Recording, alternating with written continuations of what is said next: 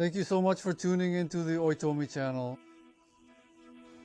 Yes, today the first piece I'd like to show you is a tea kettle with a Hirafuji Umaguchi pattern by Mr. Tomino Oikawa, formerly known as Jintaro Oikawa II.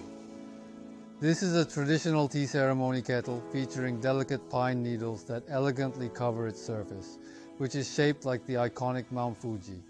The intricate design showcases fine craftsmanship typical of Japanese tea ceremony implements. Pine patterns are commonly used in traditional crafts because pines remain green year-round, even in winter. People in the past saw such things and felt that it was important to always have a youthful spirit, something necessary and never decaying. Yes, the pine motif is often favored because it symbolizes the accumulation of energy or power, and it is used in Japanese paintings and various installations for this reason. This area is referred to as haochi, which is written with characters meaning falling feathers. It's deliberately expressed in a somewhat cloud-like manner. Currently, there aren't shapes like this, but back then, there were no machines to cut railways. Yes, casting involves creating thin iron pieces, which are like the edges of rice crackers. This is how you can make something like this by tapping it repeatedly with a hammer, and, well, this is the result. This piece also possesses its own unique charm, but considering it's a work that dates back 156 years, it's truly precious and irreplaceable. I really want to preserve it carefully, ensuring it remains in good condition so that it can be properly passed down to the next generation. Such historical artifacts deserve our utmost attention and care. This piece was originally created by the first Oikawa Regenta and is known as Tsubugai Arare Daishi. It represents one of his notable works from that period. Oh, you might have noticed that Nambu Ironware features this arare pattern with all these little bumps, and each of these bumps resembles a shell pattern. Interestingly, each bump actually looks like a shell pattern, specifically a whelk shell. This was incredibly rare for that time period, and it's believed my ancestor was the first to create it.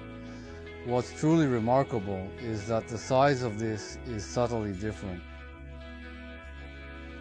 In this particular area right here, the smallest patterns in the entire piece are pressed into the material. From here, as you gradually go down, the feeling becomes larger. Well, the corners here also have leaves that have fallen off. This kettle is from about 167 years ago. It was made by the 5th generation family master. This is a work by Tomino with aspirations. Well, it's something called a tsubogata, a tonbo, and an oyugama. Dragonflies have this part here where the handle attaches, and this kind of dragonfly design was quite avant-garde, or rather revolutionary for its time. Yes, it was an old man who made these kinds of things. Well, regarding this, it seems it was quite a shock among fellow craftsmen. It appears they said, Nobutomino really does things differently. And now we also have iron kettles with this dragonfly design.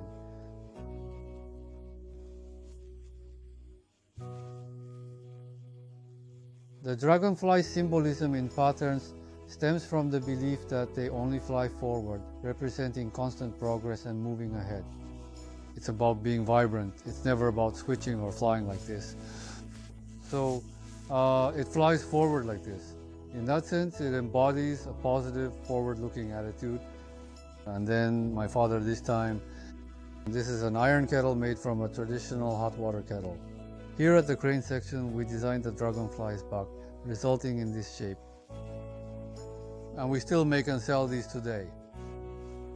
Yes, as you can see, things from over a century ago, or rather from 780 years ago, are being remade or revitalized in the modern era.